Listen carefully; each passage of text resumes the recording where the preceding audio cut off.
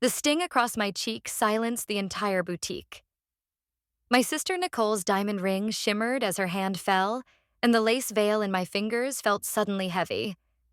She hissed, "Get out. You're embarrassing me," while every eye in the room pretended not to stare. My name is Lily. I'm 28, a hospital administrator, and until that moment, I was the family fixer, the reliable one, the human ATM for Nicole's fairy tale wedding.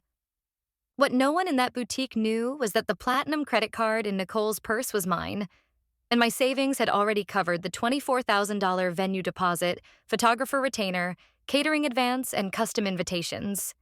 I walked out, opened my banking app, and made 3 taps. Card canceled successfully. Inside, I watched through the glass as the saleswoman swiped again and again, and the manager stepped forward to take back the crystal-covered gown that cost more than my car. I didn't feel guilty. I felt oxygen. The next morning, my phone was a war zone. 27 missed calls and 16 texts. "Fix this now." "How could you embarrass us?" "The venue is threatening to cancel."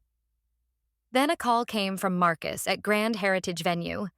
He said Nicole had an outstanding balance of $32,450 due that day, and without payment, they'd release the date to couples on their waiting list. I told him the truth. I was done with my sister's wedding finances. I blocked the numbers, took a walk, treated myself to lunch, and breathed like it was the first time in years. Later, Nicole's fiancé Trevor called. He sounded genuinely confused. He said his parents were asking questions he couldn't answer. I texted him the truth. Nicole told everyone her family was paying, but it was me on my cards, with my savings, and when she slapped me in public, I canceled the cards. Dominoes fell fast. Trevor's parents, old money with connections everywhere, discovered the financial house of cards. The venue confirmed the situation. A cousin texted that Trevor's mom was telling everyone Nicole had lied. His grandmother was furious. 3 days after the boutique incident, Trevor's mother, Margaret Hamilton, called me directly. Calm, controlled, aristocratic.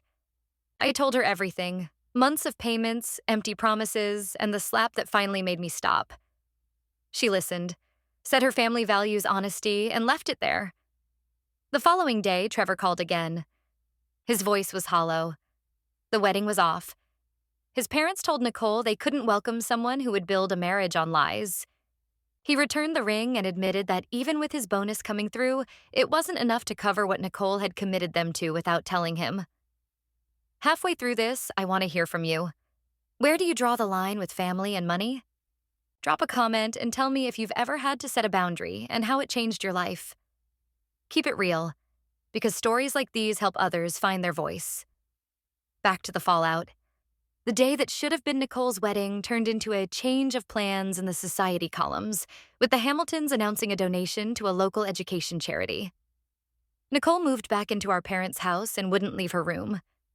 My mother's messages swung between rage and pleas.